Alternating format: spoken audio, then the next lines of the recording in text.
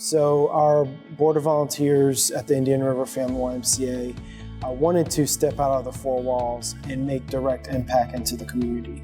It immediately, brightened up everyone's eyes, and they started just having conversations. And there was a need in several of the community pools. They did not have lifeguards, and so the Y took it on our shoulders to set up a week-long program where we worked with a group of kids. They and their parents had signed up for the program, and we provided not only the lifeguard staffing, but also instructors and volunteer instructors to support the effort.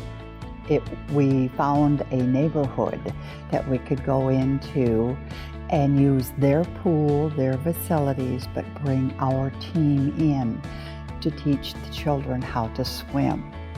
That location does not have a lifeguard on staff, and the managers that are at that location feels as if that they're the lifeguards, because they're constantly having to run out to the pool and talking to the children and making sure that they're safe, because sometimes there is a lack of parent supervision at those locations.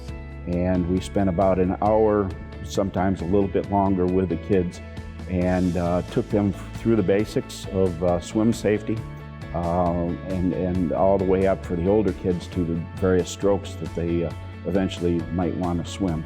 And in my mind, that is the total success of the program, is to get the families involved in the YMCA and what more we can offer the families.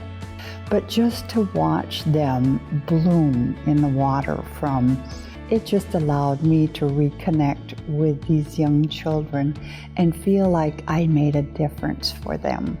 One of the special moments that stood out to me was at the end of the swim lessons. It was a little tiniest girl who had been afraid to go into the deep water, who by the end of the 4 days that I was there was swimming with all of the other kids her age and above in the deep water without fear.